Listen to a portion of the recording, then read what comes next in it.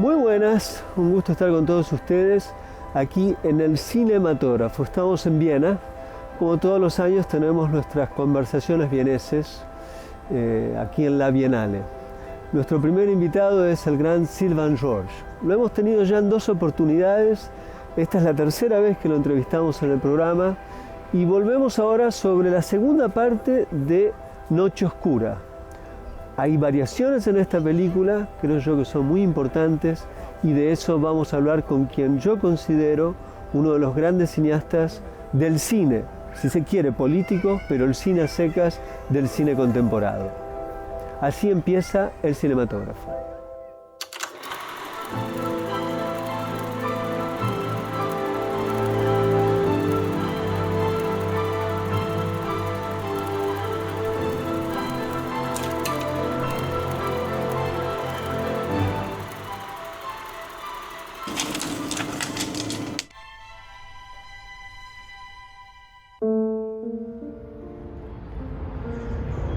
Hello, my dear friend. Hello.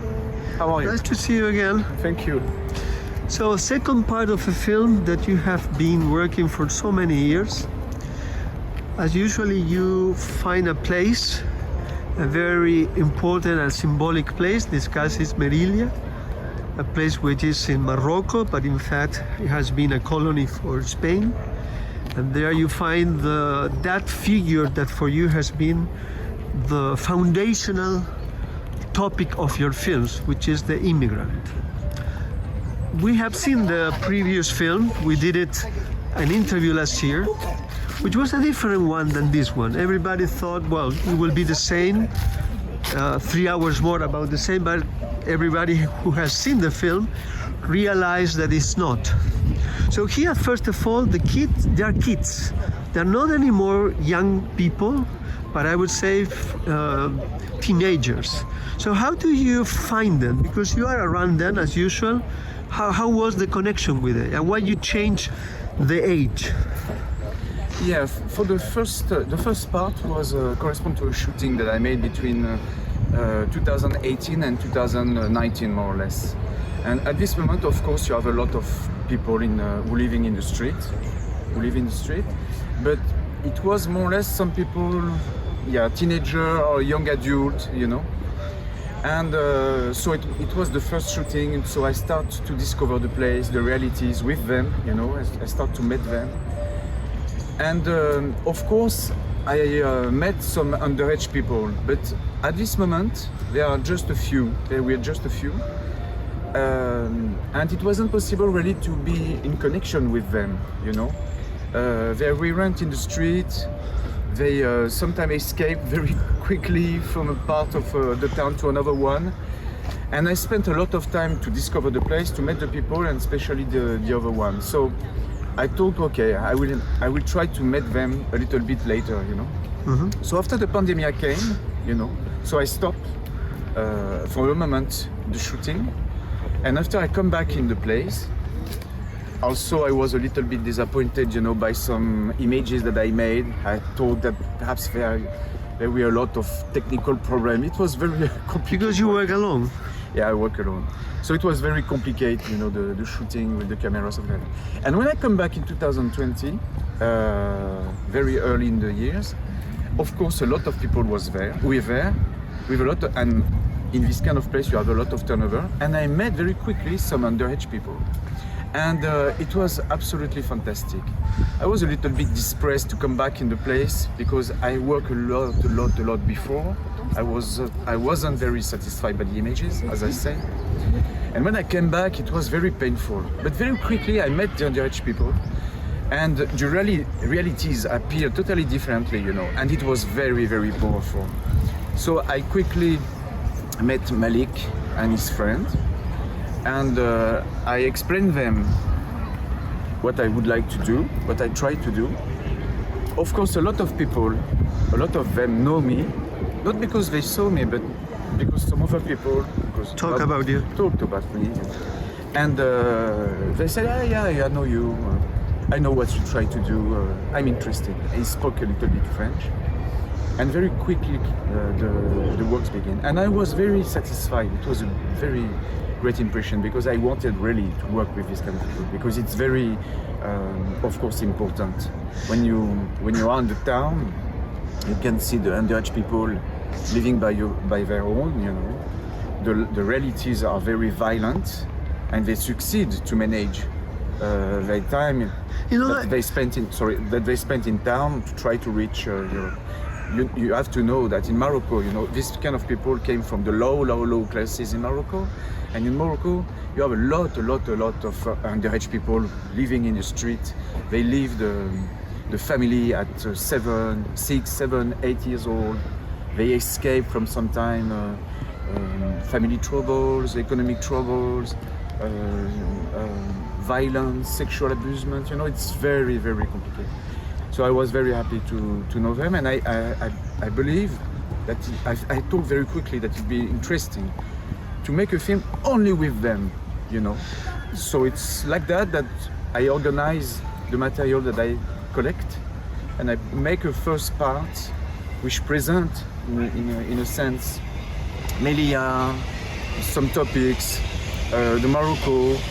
I make a focus on the young adult. And the second part is really focus in immersion with the underage people, and I follow their gesture in the town. And there is findings in this style, as usual, because we learned certain practices. Again, there is a sense of community and solidarity among them. But you have found certain ways of surviving this time that we have not seen before, which is, for instance, when they are keeping their things hidden in the street in special places.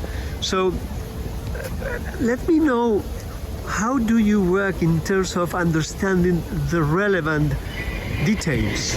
It's something very important that you mentioned, because the reality are multiform, you know. When I try, my purpose is to understand the consequences of the policies about immigration. But something very important, you know, is to understand that you can approach this kind of policies with the reality, you know, because all the reality are crossed by the policies. But the way you approach the reality depends of the people that you met. So when you are with a young adult, you have an approach totally different with an underage people. It's not the same way to build a relation with the world, you know? And it's very important because it's a kind of category of experiences, you know? So I try to approach the realities with the young adult. Some part of the town appear, some practice appear, some moment appear, you know? I understand some aspect of the town and how the policies apply and reconfigure the place, the body, how the body moves in the space and time. But with the underage people, it's another thing. So you can approach also the consequences of the policies, but with some other angles, you know? And it's very deep and powerful. So with the underage people, you can see in the film that they have a way to play with the realities, you know? Of course, they are impacted by the realities. You mentioned the place where they hide the clothes. So it's deeply one of the consequences of the Spanish policies and the European policies. But in the same time, the fact that they find a place to hide the clothes and the food is like a counter dispositif, you know, they create something. So they are not victims. They are some actors, political subject and very powerful. You say something I think very interesting. You say you kind of community. Of course, they help each other. You have a lot of rivalry, you know, between them. Some very big fight, and sometimes very violent, you know, with knife. You know, they have some injury, you know, between them, and not only between them, you know, because most of the violence came from the town, the society. Of course, because the society doesn't care really about them. The center for underage people is full and very old, you know, and with a lot of violence, but also because the people in the town are very violent with them. They have a representation of the children like the white child, you know, thief, people who takes drugs, you know. They are very violent against them with the representation, with the verb, insult, some other people in the town are also violent. The police, the guardian on the port, the military, and of course some people try to have some sexual relation with them. So it's so complicated. But in the same time, they have some help between them. You use the word community. It's not really a community, but you have something special, some very strong links that they build. But for me, they open the world to something else, you know. The experience that I share with them, that they share with me,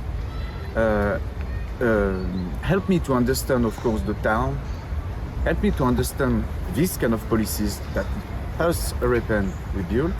But in the same time, they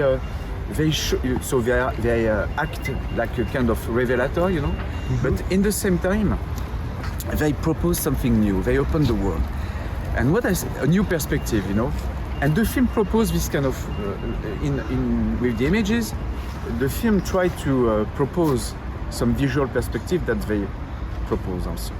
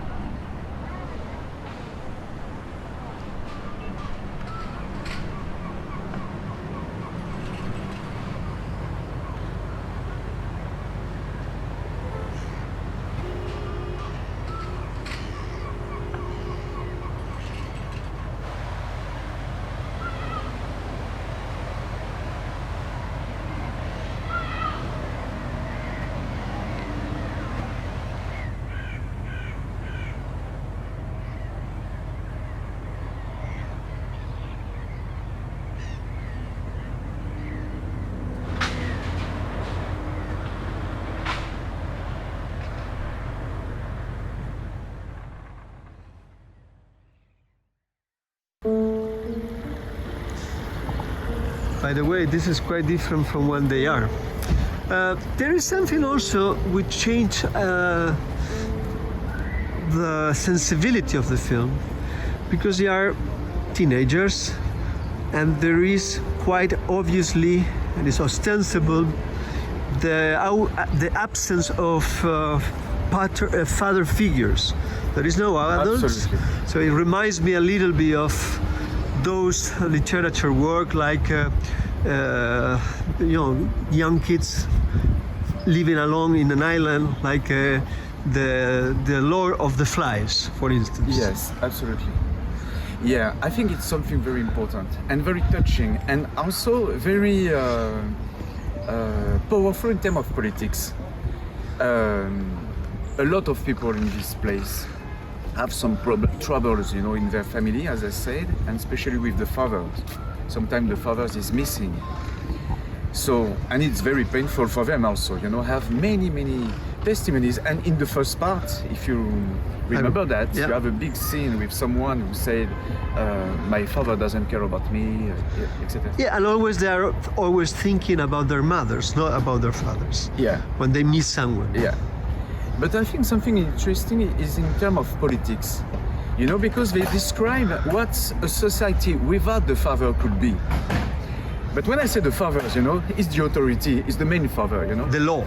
The law. It's the law. With a capital and L. Also it's God, you know. Yeah. And after you make some declination, you know, with the religion and the capitalist as a religion, you know, as Walter Benjamin says, you know. So how a society without the father of charity could be? So you spoke just before, you know, about the notion of community. which kind of society could be without these ideas of the father of charity, you know, with the farewell to God, the farewell to this kind of verticality, you know, and it's something very important which appear. Is a kind of society built on the idea of fraternity, you know, and the main point with this idea of fraternity is the confidence. How you can have the confidence with the other one. And in this place, with the children, you know, and the underage people, even if sometimes you have some big struggle, you have this kind of confidence between them. They are always two, you know, they work always by couple. They are never alone. Of course, it's a kind of protection, but also it's a way to share something, some moment, to not be alone, and to help each other. And it's something very important because it's a kind of fraternity. But you can imagine that, as I said, in terms of politics, the politic of the fraternity is totally different, and it's very, for me, very important and powerful. Some great philosopher, writer work about these ideas. For example, Melville, a lot of, you know, all the main novels of Melville, Moby Dick, Billy Budd, this kind of stuff, work about these ideas. How we can say farewell to the society of God, of the fathers, and we can try to build something else. And for me, it's very important because this child are often, a lot of child here in this place are orphan, you know. So it's a way to make a kind of dialectical reverse. How we can manage this problematic, and how this problematic became politics, and how this politics can be offered to the world. And it's the deep sense also about their experience. They propose a new experience of the world. And in this case, in our world right now, totally closed, you know, with some many assignation, you know, social assignation, ethnical assignation, with and more right now, you know. These young people propose something else, you know. So of course you have with them, you know, underage people, you can have a kind of reading about the idea of childhood, you know.